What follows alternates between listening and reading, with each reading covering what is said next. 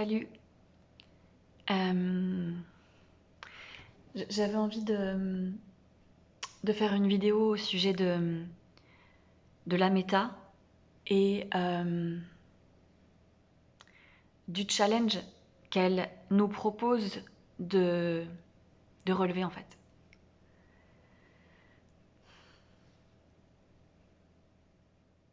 Ça peut être particulièrement étonnant parce que la méta passe par la dimension vestimentaire et, et on ne s'imagine pas à quel point elle peut nous toucher aussi profondément. Parce que la méta nous propose de regarder la réalité telle qu'elle est.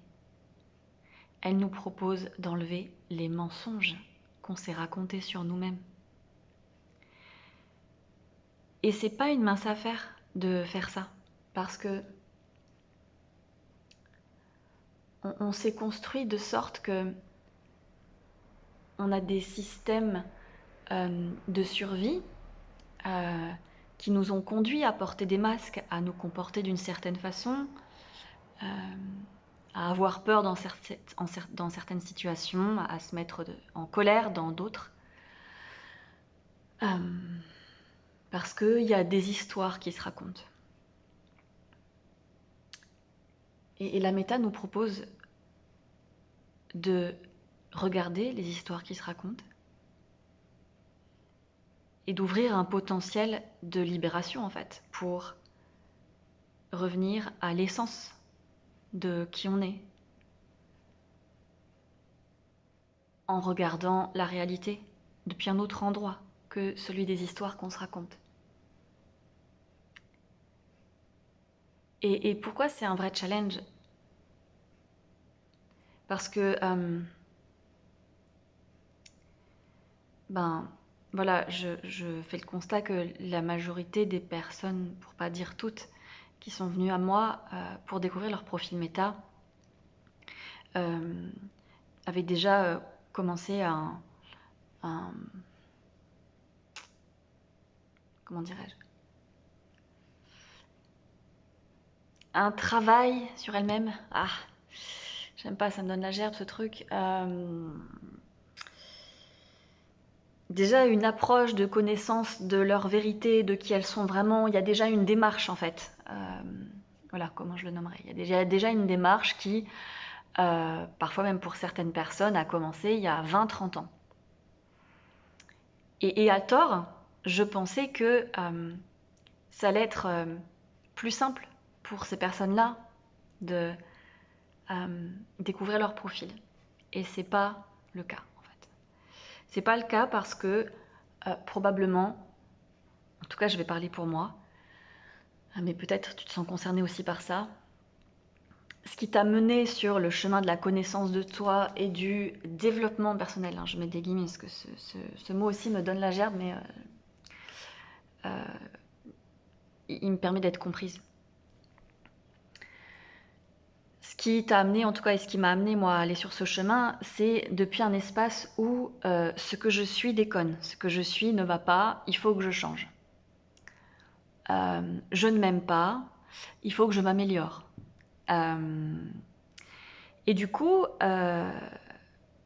lorsque j'entreprends une action, et notamment celle d'apprendre à me connaître et d'aller de stage en stage et de méthode en méthode, depuis un espace où je ne m'aime pas, plutôt que de me défaire de masques, en fait, je vais en porter d'autres. Je vais porter les masques du développement personnel, vois-tu? Ce genre de choses où parfois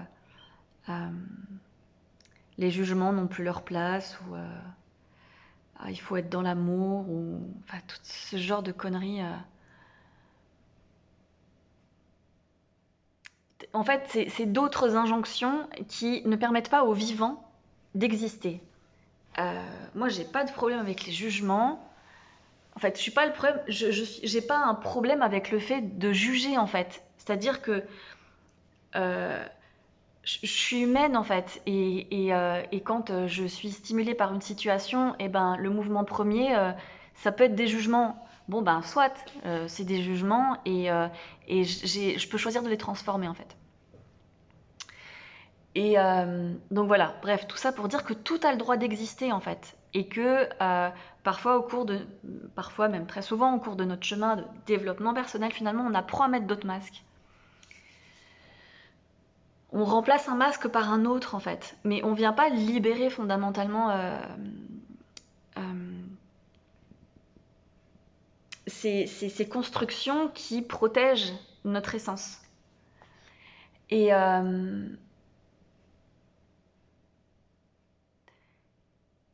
et quand on a passé autant d'années à apprendre à se connaître, et bien sûr, il y a plein de choses chouettes qui émergent de toutes ces expériences. Je ne rejette pas ça. Chaque expérience, on apprend des choses précieuses. Mais les constructions peuvent être vraiment fortes en fait, parce que du coup, il y a eu un choix d'investir de l'argent et d'aller vers son essence. Et parfois, au final, pour comprendre que, merde, j'ai passé peut-être 10, 20 ans à,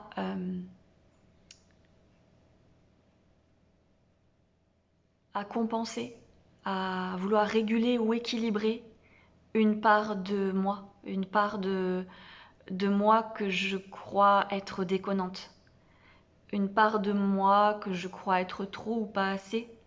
Et du coup, je suis allée chercher des outils pour rééquilibrer, rééquilibrer ce trop ou ce pas assez.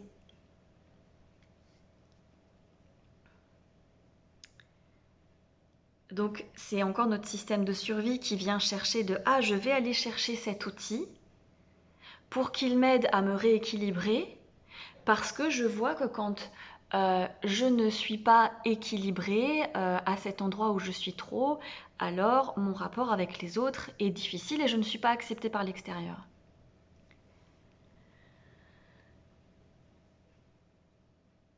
Sauf que,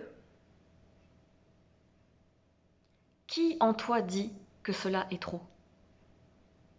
Et si en fait ce trop n'était pas trop? Et si en fait ce que tu nommes être trop ou pas assez est en réalité parfaitement toi, et que tu as juste cru que c'était inadéquat parce que l'extérieur t'a renvoyé une image de toi pas ok. Donc du coup t'en as conclu que t'étais le problème.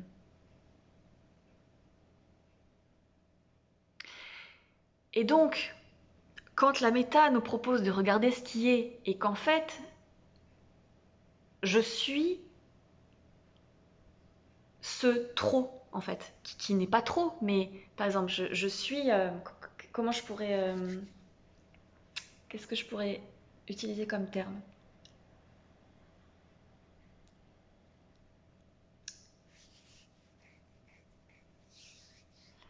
Euh, je suis cet être excessif. Euh, quand je dis excessif, c'est que je peux réagir d'une façon intense.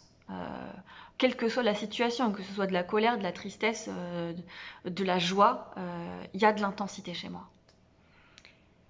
Et du coup, si pendant 10, 20, peut-être même plus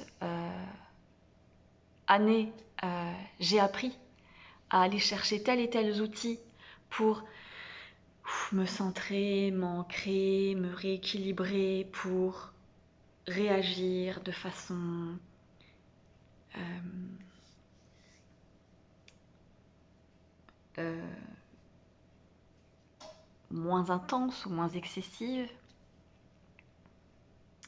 et que la méta nous propose de reconnaître qu'en fait, la réalité, c'est que euh,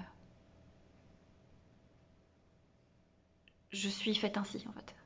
Je suis faite ainsi, de sorte que l'énergie qui me traverse est intense. C'est comme ça. Et lorsque je fais de la place à cette intensité, Ça ne veut pas dire que je vais me mettre en long, en large et en travers à crier ou être en colère ou être dans une hystérie de joie ou un gros drama de tristesse. Non. Quand je fais de la place à la totalité de ce que je suis, à l'énergie que je suis, sans porter de jugement là-dessus, mais juste dire oui, en fait c'est ça, ça fait partie de ce que je suis, je peux aussi embrasser toutes les qualités qui vont avec. Parce que lorsque je passe mon temps à chercher à rééquilibrer un espace en moi parce que je juge cela trop ou pas assez, je me prive d'accéder aux qualités qui vont avec ça en fait. Donc, c'est un challenge parce qu'au début, lorsque je découvre ce que je suis, ça n'est pas une surprise.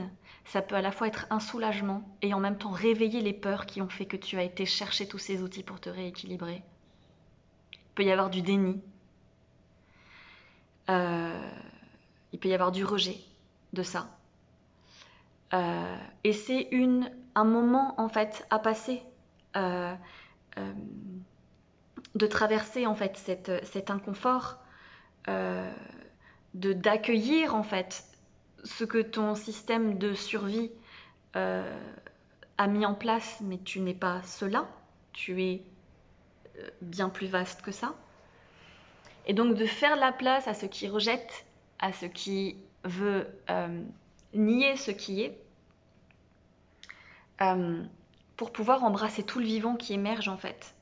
De sorte que petit à petit, faire de la place à ton essence, à ta qualité de présence, à la qualité de ton rythme, aux qualités de ton essence en fait, de ton être qui sont reconnus parce que tu fais de la place totalement à ce qui est là. Tu peux pas faire le tri, tu peux pas dire je ne veux pas de cette intensité, mais je veux les qualités en fait. Ça va ensemble, tout ça.